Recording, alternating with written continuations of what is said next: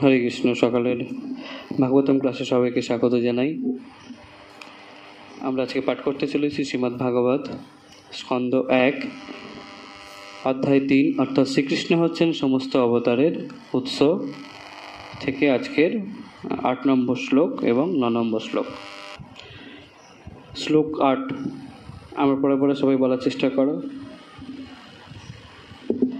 তৃতীয় মৃষি স্বর্গম বৈ দেবর্ষি তমুপেত্যস তন্ত্রম সত্য তমাচষ্ট নৈষ্কর্মং কর্মণাম যত। তৃতীয় মৃষি স্বর্গম বৈ দেবর্ষি তমুপেত্যস তন্ত্রম সত্য তমাচষ্ট নৈষ্কর্মং কর্মণাম যত। প্রভু তৃতীয় মৃষি স্বর্গম বৈ দেবর্ষি তমুপেত্যস তন্ত্রম সত্য তমাচষ্ট নৈষ্কর্মং কর্মণাম যত। মাতাজি তৃতীয় মৃষি স্বর্গম বৈ দেবর্ষি তমুপেত্যস তন্ত্রম সত্য তমাচষ্ট নৈষ্কর্মং কর্মণাম যত। শব্দার্থ তৃতীয়ম, তৃতীয় ঋষি স্বর্গম, ঋষি কল্পে, বৈ অবশ্যই, দেবর্ষি তম দেবতাদের মধ্যে ঋষিরূপী অবতার, উপেত্য স্বীকার করে, স তিনি, তন্ত্রম বেদের প্রকাশ, সত্যতম যা বিশেষ রূপে ভগবানের প্রেমময়ী সেবার উপায়, আচষ্ট সংগৃহীত, নৈষ্কর্মম ফলেচ্ছারহিত, কর্মণাম কর্মের, যত যা থেকে। অনুবাদ: ঋষিকল্পে পরমেশ্বর ভগবান দেবর্ষি নারদ রূপে তার তৃতীয় শক্তবেশ অবতারে আবির্ভূত হন। বেদের যে সমস্ত বর্ণনা ভগবত ভক্তি এবং নিষ্কাম কর্ম সম্বন্ধে জীবকে অনুপ্রাণিত করে, তিনি সেগুলি সংকলন করেছিলেন। এখন কথা হচ্ছে, আমরা আগের দিন পড়েছিলাম প্রথম 4 জন অবতার ছিলেন কারা? 4 কুমার। ভগবানের অবতারগণের বর্ণনা করা হচ্ছে, তাই না? ঋষিরা প্রশ্ন করেছিল না ভগবানের অবতারগুলো তাদের লীলা কি এবং তারা কারা? হ্যাঁ, সেই অবতারগুলো কে কে প্রশ্ন করেছিল। সেই প্রশ্নের উত্তরে সুত গোস্বামী এখন অবতারগুলো যারা যারা প্রথম আমরা পুরুষ অবতার নিয়ে তিনি বললেন। পুরুষ অবতার কারা? কারণোদকশায় বিষ্ণু, গর্ভোদকশায় বিষ্ণু, তারপর কীটোদকশায় বিষ্ণু। তারপরে আমরা জানছি কি এই 22 জন অবতার পরপর আমরা পড়বো। এখন আমরা আগের দিন পড়েছি 4 কুমারের কথা, 4 জন কুমার। তারপরে পড়েছি কার কথা? ভগবান বরাহদেবের কথা পড়েছি। হ্যাঁ, তো 4 কুমার ভগবান, আমরা জানি যে ভগবান কোনো না কোনো কারণে, এগুলো হচ্ছে ভগবানের অবতার, শক্তবেশ অবতার, কোনো না কোনো কারণে এনাদেরকে দিয়ে কিছু বিশেষ কার্য সম্পাদন করেন। 4 কুমারকে দিয়ে তিনি তপশ্চর্যার কি মাহাত্ম্য, ব্রহ্মচারীর কি মাহাত্ম্য, সেটা তিনি প্রকাশ করেছেন জগতে, তাই না? হ্যাঁ, তারপরে বরাহদেবকে কি করেছেন, কেন এসছেন বরাহদেবের অবতার? পৃথিবী রসাতলে চলে গেছিল, নোংরা জায়গায় চলে গেছিল, সেখান থেকে বরাহদেব অবতার। সেই নোংরা জায়গায় কে থাকে? শূকররা থাকে, বরাহ সাধারণত থাকে। তাই জন্য ভগবান বরাহ রূপ ধারণ করে পৃথিবীকে তিনি আবার ভূতলে নিয়ে এসছেন। তো সেরকমভাবে আজকে আমরা যে অবতারটা পড়ছি তিনি হচ্ছেন আর কেউ না, নারদ মুনি। অর্থাৎ নারদ মুনি কি বলছেন, যে তিনি ঋষিকল্পে পরমেশ্বর ভগবান দেবশ্রী নারদ রূপে তার তৃতীয় সপ্তমেশ অবতার আবির্ভূত হন। এই যে অবতারগুলো আমরা পড়ছি, 4 কুমার, তারপরে বরাহদেব, এখন এই শ্রী নারদমুনি পড়ছি, এরকম 22 জন অবতারের কথা আমরা পরপর পড়তে থাকবো। এনারা সব কী অবতার? ভগবানের সপ্তাবেশ, শক্তিকে আবিষ্ট করে, ভগবানের শক্তিকে আবিষ্ট করে, ভগবান তাদেরকে শক্তি দিয়েছেন বিশেষ একটা কার্য সম্পাদন করিয়ে নেওয়ার জন্য, করানোর জন্য। যেমন ব্যাসদেবকে তিনি শক্তি দিয়েছেন এত শাস্ত্রগ্রন্থ তিনি লিখবেন বলে। বরাহদেব সাধারণ কি বরাহ তিনি? এই শুকরটা যারা ঘুরে বেড়ায় সেই রকম বরাহ না, তাকে বিশেষ শক্তি দেওয়া হয়েছে, যিনি পৃথিবীকে ধারণ করে এই রসাতল থেকে ভূতলে নিয়ে এসছেন। আবার এই যে 4 কুমার, তারা কি সাধারণ কুমার?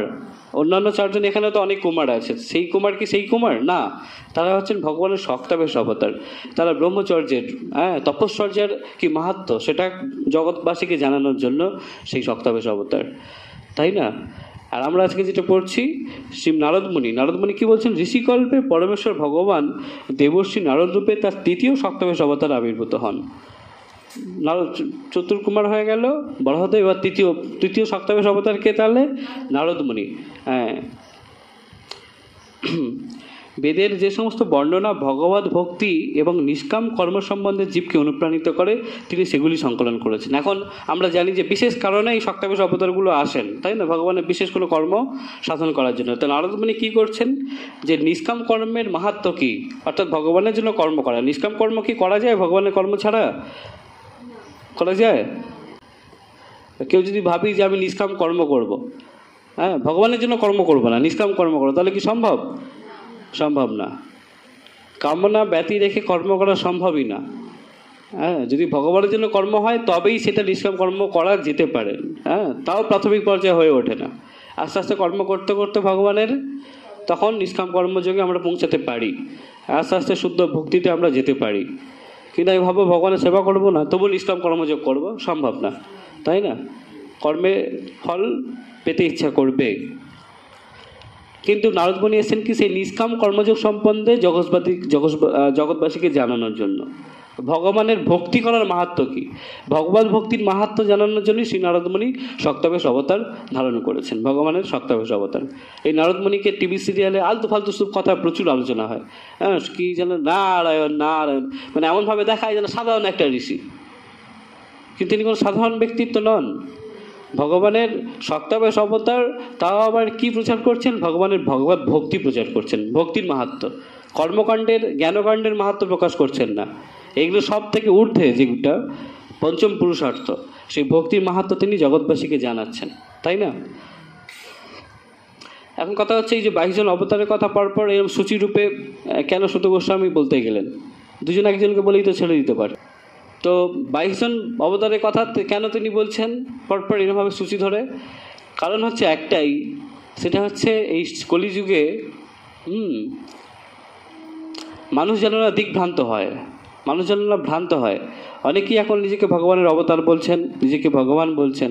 তো তাদের শাস্ত্রে কি তাদের নাম থাকতে হবে? শাস্ত্রে তাদের নাম থাকতে হবে, তবে তিনি অবতার। না হলে ওই অবতার আর অবতারে যারা পূজা করছে দুজনেই যমরাজের পিটন খাওয়ার জন্য তৈরি, ঠিক আছে? মৃত্যুর পরে যমরাজের পিটানি তাদের খেতে হবে নরকে গিয়ে। সে ভাবছিল আমি তো অবতারে বাহ ভালো পুজো করছি, কিন্তু কার পুজো হচ্ছে? অবতারের হচ্ছে না। শাস্ত্রে কি তার নাম আছে? এই জন্যই শাস্ত্রে তিনি পরপর সব দিয়ে দিয়েছেন, যাতে কেউ হঠাৎ করে উৎপটাং কেউ এসে বলবে যে আমি অবতার না। শাস্ত্রে তাদের সব নামগুলো পরপর একদম সাজিয়ে দিয়েছেন নারদমুনি, যে এই হচ্ছে ভগবানের অবতার, এনারাই হচ্ছেন ভগবানের অবতার। এছাড়া যারা অবতার বলছেন তারা সব মিথ্যাচারী। ছিল প্রভুপাদকৃত তাৎপর্য। মহর্ষি নারদ, যিনি হচ্ছেন পরমেশ্বর ভগবানের সপ্তাবেশ অবতার, তিনি সমস্ত জগৎ জুড়ে ভগবত ভক্তির বাণী প্রচার করেন। তাহলে কেন নারদমুনি সপ্তাবেশ অবতার নিয়েছেন? ভগবানের ভগবত ভক্তির বাণী। কিসের বাণী? ভগবানের ভগবত ভক্তির বাণী প্রচার করার জন্য। ভক্তি এটা মেন জিনিস, কিন্তু নারদমুনি ভক্তি প্রচার করেছেন। এই কর্মকাণ্ড, জ্ঞানকাণ্ড, ধ্যানকাণ্ড এইসব উঠতে গিয়ে ভক্তি মাহাত্ম্য তিনি প্রচার করেছেন। সমগ্র ব্রহ্মাণ্ডের বিভিন্ন গ্রহে বিভিন্ন ধরনের জীবেদের মধ্যে সমস্ত মহান ভক্তই হচ্ছেন তার শিষ্য। দেখছো, সাধারণ ব্যক্তিত্ব নন তিনি। সমগ্র ব্রহ্মাণ্ডের বিভিন্ন গ্রহে, অর্থাৎ আমরা এই লাইনে তারা বুঝতে পারছি শুধু আমরা এই গ্রহে মানুষ বসবাস করছে তা না, অন্য গ্রহেও জীবের অস্তিত্ব আছে, সেখানেও মানুষজন আছে। সমগ্র ব্রহ্মাণ্ডের বিভিন্ন গ্রহে বিভিন্ন ধরনের জীবেদের মধ্যে সমস্ত মহান ভক্তই, সেই সব জীবের মধ্যে কি সবাই ভক্ত? সেই সমস্ত মহান ভক্তদের গুরুদেবকে নারদমুনি, সেই সব তারা হচ্ছে সব নারদমুনির শিষ্য। আর ধ্রুব মহারাজ সরাসরিভাবে তার হরিনাম তিনি দিয়েছেন, তাকে দীক্ষা দিয়েছেন ধ্রুব মহারাজকে সরাসরি। শ্রীমদ্ ভাগবতের প্রণেতা ছিল ব্যাসদেব, তার শিষ্য। এই দেখো, ব্যাসদেব কার শিষ্য? নারদমুনির শিষ্য। নারদমুনি হচ্ছেন নারদ পঞ্চরাত্রের প্রণেতা, যা হচ্ছে বেদে ভগবত ভক্তি বিষয়ক বর্ণনার সংকলন। নারদ পঞ্চরাত্র, যেখানে ভগবত ভক্তির বিষয়ক বর্ণনা করা হয়েছে। নারদ পঞ্চরাত্রের প্রণেতা হচ্ছে নারদমুনি। নারদ পঞ্চরাত্র সকল কর্মীদের কর্মবন্ধন থেকে মুক্ত হওয়ার শিক্ষা দান করে। ভক্তি অবশ্যই কর্ম থেকে মুক্তি হওয়ার শিক্ষা দান করবে, কর্মবন্ধনে আটকে যাওয়ার শিক্ষা দেবে না। প্রায় সমস্ত বদ্ধ জীবেরাই সকাম কর্মের প্রতি আকৃষ্ট, তাই না? বদ্ধজীবীরা কিসের প্রতি আকৃষ্ট? এই জন্য তারা তো নিত্যবদ্ধ, কর্মবন্ধনে আবদ্ধ হয়ে আছে বলেই। কেননা তারা তাদের মাথার ঘাম পায়ে ফেলে তাদের জীবন উপভোগ করতে চায়। সমস্ত ব্রহ্মাণ্ডের প্রায় সব রকম প্রজাতি সকাম কর্মী। সকাম কর্মে নানা রকম অর্থনৈতিক উন্নতির পরিকল্পনা থাকে, কিন্তু প্রকৃতির নিয়ম হচ্ছে যে প্রতিটি ক্রিয়াই প্রতিক্রিয়া সৃষ্টি করে এবং যে কোনো কর্মের কর্তা সেই প্রতিক্রিয়ার বন্ধনে আবদ্ধ হয়ে পড়ে। তাই না আমরা পড়েছিলাম যে প্রত্যেক ক্রিয়ার সমান ও বিপরীত প্রতিক্রিয়া আছে। তাই জন্য আমরা যা যা সকাম কর্ম করছি তার বিপরীত প্রতিক্রিয়া, যার ফলে আমরা সেই কর্মবন্ধনে আবদ্ধ হয়ে পড়ছি। বিপরীত প্রতিক্রিয়া সৃষ্টি করে এবং যে কোনো কর্মের কর্তা সেই প্রতিক্রিয়ার বন্ধনে আবদ্ধ হয়ে পড়ে। অর্থাৎ ভালো কর্ম করলে তার ভালো ফলের বন্ধনে আবদ্ধ হতে হচ্ছে, ভালো ফল গ্রহণ করার বন্ধনে। আবার খারাপ কর্ম করলে পাপ ফল গ্রহণ করার বন্ধনে তাকে আবদ্ধ হতে হচ্ছে। সেই প্রতিক্রিয়ার ফল কখনো ভালো, আবার কখনো মন্দ, এই যেটা এক্ষুনি বললাম। অর্থাৎ ভালো কর্মের ভালো ফল এবং খারাপ, দুটোই বন্ধনের কারণ, তাই না? দুটোই বন্ধনের কারণ। পুণ্যফল ভোগ করাটাও কি ভোগ করতে হচ্ছে না? পুণ্যফল দুটোই বন্ধনের কারণ। ভালো কর্মের ফলে জড়জগতের আপেক্ষিক উন্নতি লাভ হয়। ভালো কর্মের ফলে জড়জগতে আপেক্ষিক মানে পূর্ণ ফল ভোগ করছে, অর্থ হচ্ছে, এই হচ্ছে। আর খারাপ কর্মের ফলে জড়জগতে আপেক্ষিক দুর্দশা ভোগ করতে হয়, পাপের ফলে দুঃখ দুর্দশা। তবে জড়জগতে জীবের অবস্থা তা সে তথাকথিত সুখদায়কই হোক বা দুঃখদায়কই হোক, পরিণামে তা সবই দুঃখময়। এই দুটোই ভ্রম, এই সুখ দুঃখ দুটোই ভ্রম, দুটোই অনিত্য বস্তু। তো সে জীব সুখে থাকুক আর দুঃখে থাকুক, আলটিমেটলি সে কিসে আছে? দুঃখেই আছে। সে সুখে আছে ভাবছে, কিন্তু প্রকৃত সে সুখে নেই, দুঃখেই। মানে সাময়িকভাবে দুঃখের অবসান হয়েছে, পুরোপুরি দুঃখ কেটে যায়নি, সেটা ভাবছে সে সুখে আছে। অর্থাৎ সে যেই অবস্থাতেই থাকুক না কেন, সুখে বা দুঃখে, পরিণামে সে সবসময় দুঃখেই আছে। মূর্খ জড়বাদীদের কোনো ধারণাই নেই যে জড়জগতের বন্ধন মুক্ত হয়ে কিভাবে নিত্য আনন্দ লাভ করা যেতে পারে। যারা মূর্খ জড়বাদী, তাদের কোনো ধারণা নেই কীভাবে এই জড়জগতের বন্ধন থেকে মুক্ত হয়ে প্রকৃত যে আনন্দ, নিত্য আনন্দ লাভ করা যেতে পারে। কিভাবে প্রকৃত আনন্দ লাভ করা যায়, শ্রী নারদমুনি এই সমস্ত মূর্খ সকাম কর্মীদের সেই সম্বন্ধে নির্দেশ দিয়েছেন। তিনি জগতের রোগগ্রস্ত মানুষদের শিক্ষা দেন যে কিভাবে জীব তার বর্তমান বৃত্তি অনুসারে পারমার্থিক জ্ঞান লাভের পথে অগ্রসর হতে পারে। তিনি কি শিক্ষা দিচ্ছেন? তিনি জড়জগতের রোগগ্রস্ত মানুষদের শিক্ষা দেন যে এই ভবরোগের দ্বারা ত্রস্ত সেই মানুষদের শিক্ষা দেন কিভাবে জীব তার বর্তমান বৃত্তি অনুসারে পারমার্থিক জ্ঞান লাভ করতে পারে। অত্যাধিক দুগ্ধজাত খাদ্য আহার করার ফলে যেমন কি অজীর্ণজনিত রোগ ভোগ করে, তখন ডাক্তার তাকে সেই রোগ নিরাময়ের জন্য দুগ্ধ থেকে জাত আরেকটি খাদ্য দই খেতে দেন। অত্যাধিক যদি আমরা দুগ্ধজাত খাদ্য গ্রহণ করতে থাকি তাহলে কী হবে? অজীর্ণ রোগ হবে। আর সেই রোগ সারাতে গেলে দুধেরই তৈরি একটা জিনিস দই খেতে দেন, দিলে সেই অজীর্ণ রোগটা সেরে যায়। সুতরাং রোগের কারণ এবং রোগ নিরাময়ের ঔষধ একই দ্রব্য থেকে উদ্ভূত। রোগের কারণ দুধ, আর ঔষধ সেই দুধ থেকেই তৈরি হচ্ছে। সুতরাং রোগের কারণ এবং রোগের নিরাময়ের ঔষধ একই দ্রব্য থেকে উদ্ভূত হতে পারে, কিন্তু তা অবশ্যই নারদ মুনির মতো একজন সুদক্ষ চিকিৎসকের তত্ত্বাবধানে সম্পাদন হওয়া আবশ্যক। এই রোগ নিরাময়ের জন্য দুগ্ধ থেকে তৈরি হচ্ছে, ঠিক আছে, কিন্তু কার? ডাক্তার রূপে নারদ মুনির মতো ওই রকম একজন সুদক্ষ চিকিৎসকের কাছ থেকে চিকিৎসা নিতে হবে। অর্থাৎ এই তত্ত্বজ্ঞান, ভক্তি জ্ঞান, হ্যাঁ, পরমেশ্বর সম্পর্কে জানা কার থেকে নিতে হবে? নারদ মুনির মতো সুদক্ষ গুরু, সৎ গুরু থেকে সেই জ্ঞান আমাদের গ্রহণ করতে হবে। আর নারদ মুনির পরম্পরাই হচ্ছে আমাদের ছিল গুরুদেব বা গুরুদেবগণ, এই গৌড়ীয় পরম্পরা ওখান থেকে আসছে। পরপর নারদ মুনি, পরপর এইভাবে ব্যাসদেব, এইভাবে পরপর আসছে। ভগবদ গীতার প্রথমের দিকে আছে, খুলে দেখবে, হ্যাঁ, গুরু পরম্পরা আছে। ভগবদ গীতাতেও ভগবানকে কর্মফল অর্পণ করার মাধ্যমে ভগবানের সেবা করার নির্দেশ দেওয়া হয়েছে। আমরা ভগবদ গীতাতেও পড়েছি কর্মযোগে, কর্ম সন্ন্যাস যোগে, যে কর্মফল ভগবানকে অর্পণ করো, অর্থাৎ ভগবানের জন্য কর্ম করো, কর্মফল অটোমেটিক্যালি ভগবানকে অর্পণ করা হয়ে যাবে। তার জীবকে নৈষ্কর্ম বা মুক্তির পথে পরিচালিত করে।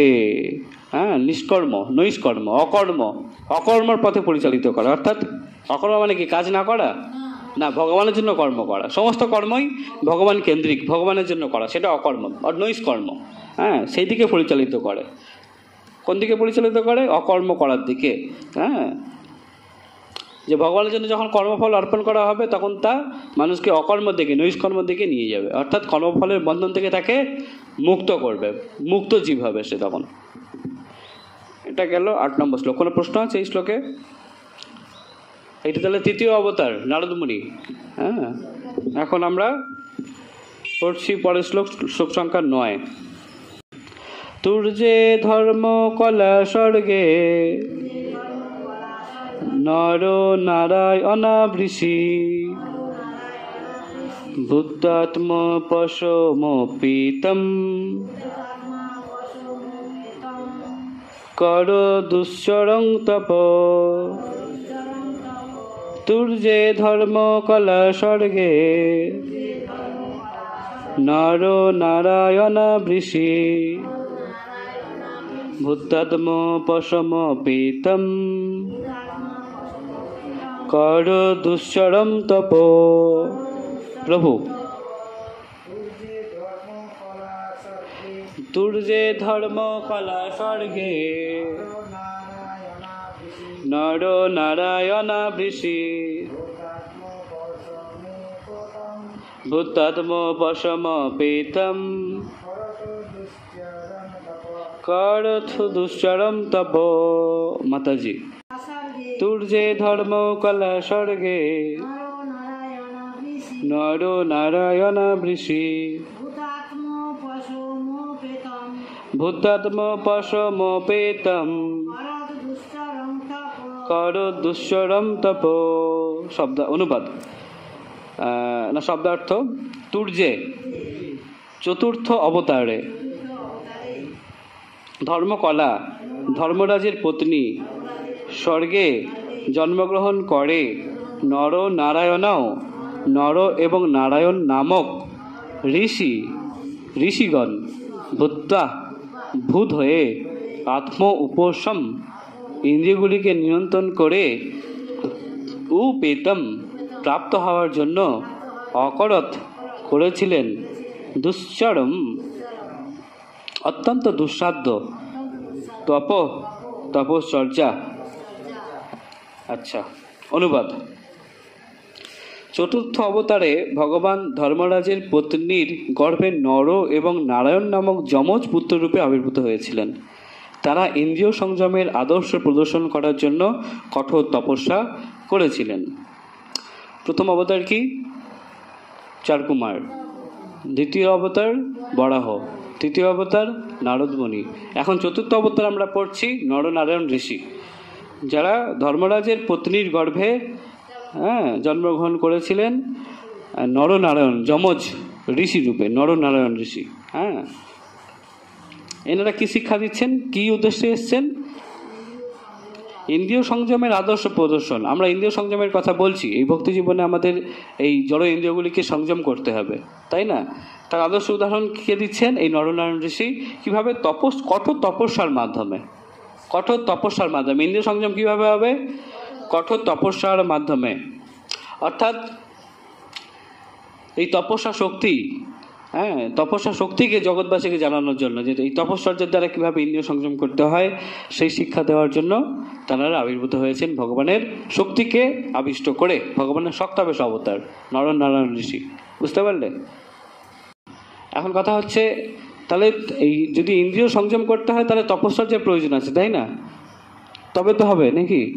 ইন্দ্রিয় সংযম করতে চাইছি কিন্তু কোনো তপস্যা করছি না। হ্যাঁ, ভোরে ওঠাতে কি তপস্যা? ভোরে ওঠা, সময় মতো মঙ্গলাবতীতে আসা, সেটাও একটা তপস্যা। শিল প্রভুপাদ কি তাৎপর্য, শিল প্রভুপাদ কি।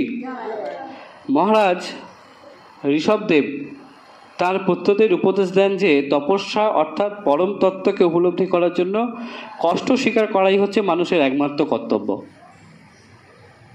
মহারাজ ঋষভদেব আমরা পরে পড়বো, একটু পরেই। তার পুত্রদের কি উপদেশ দিয়েছিলেন? তপস্যা অর্থাৎ পরম তত্ত্বকে উপলব্ধি করার জন্য কষ্ট স্বীকার করা। তপস্যা মানে কি? কষ্ট স্বীকার করা স্বইচ্ছায়। ভোরবেলা কি কেউ জোর করে তুলে দিচ্ছে? স্বইচ্ছায় আমরা কষ্ট স্বীকার করছি, তাই না?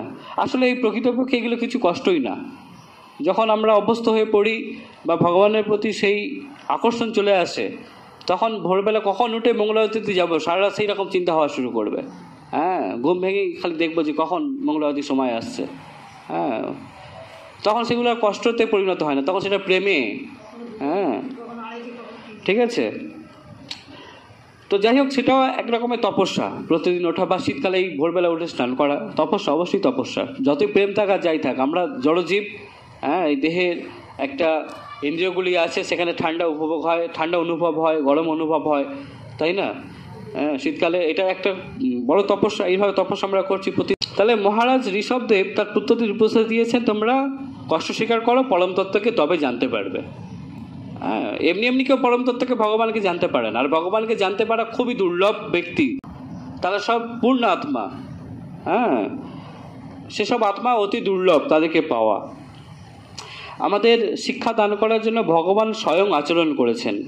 হ্যাঁ, আমাদের শিক্ষা দান করার জন্য স্বয়ং আচরণ করেছেন। আত্মবিস্মৃত জীবেদের প্রতি ভগবান অত্যন্ত কৃপালু। আত্মবিস্মৃত কথার অর্থ কি? বিস্মৃতি মানে ভুলে যাওয়া। আত্মা নিজেকে ভুলে গেছি। এর প্রশ্ন করলে এখন নিজেকে ভুলে গেছি, কে বলেছে আমি ভুলে গেছি, আমার নাম তো এই, আমি তো এখানে থাকি? এটা কি নিজেকে মনে রাখা প্রকৃত? হ্যাঁ, নিজেকে মনে রাখা মানে কি? আমি যে কৃষ্ণদাস সেটা মনে রাখা, এটাই প্রকৃত স্মৃতি। কি স্মৃতি? কি আমি কৃষ্ণের নিত্য দাস, এটাই স্মৃতি। তো এটা কয়জন জানে? আবার জানলে সেই জ্ঞানে অধিষ্ঠিত বা কয়জন? কৃষ্ণের সেবা করছে কয়জন? কৃষ্ণের দাসত্ব করছে কয়জন? তার মানে আত্মবিস্মৃতি সবাই ভুলে গেছে নিজেকে। আত্মবিস্মৃত জীবেদের প্রতি ভগবান অত্যন্ত কৃপালু, তাই সমস্ত বদ্ধ জীবেদের তার কাছে ফিরিয়ে নিয়ে যাওয়ার জন্য তিনি স্বয়ং অবতীর্ণ হয়ে প্রয়োজনীয় নির্দেশ আদি প্রদান করেন।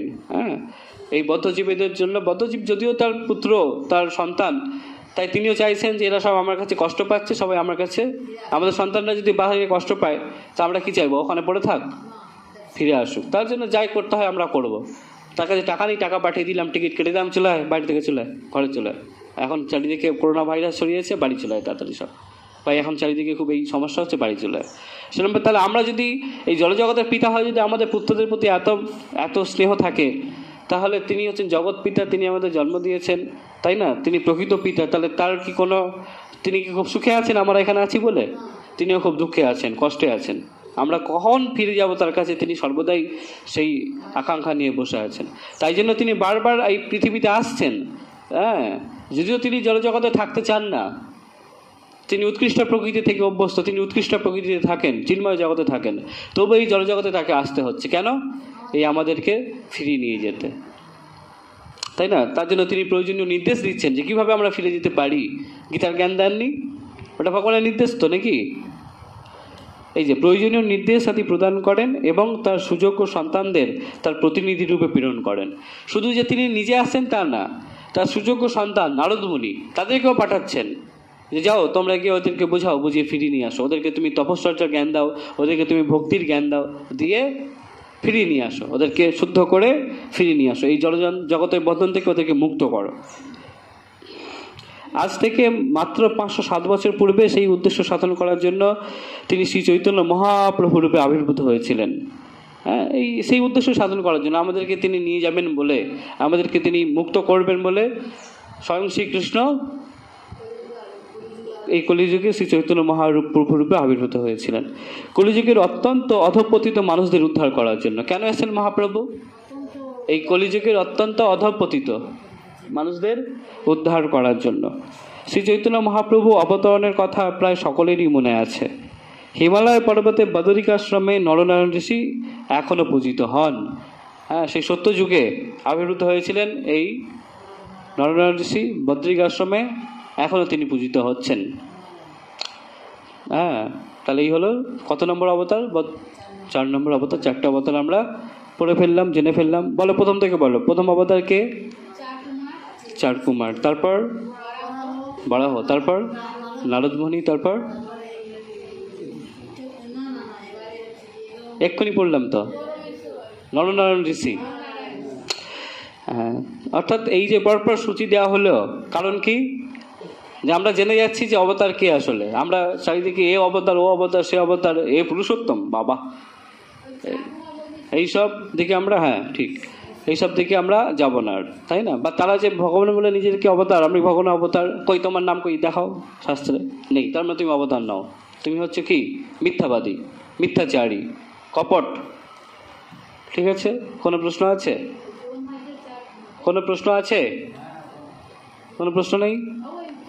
বাঞ্ছা কল্পতরুভ্যশ্চ কৃপা সিন্ধুভ্যেব চ পতিতানাং পাবনেভ্যো বৈষ্ণবেভ্যো নমো নমঃ। অনন্ত আনন্দ করে বৈষ্ণব বৈষ্ণববৃন্দ কি, শ্রীল প্রভুপাদ কি, নিতাই গৌর প্রেমানন্দে।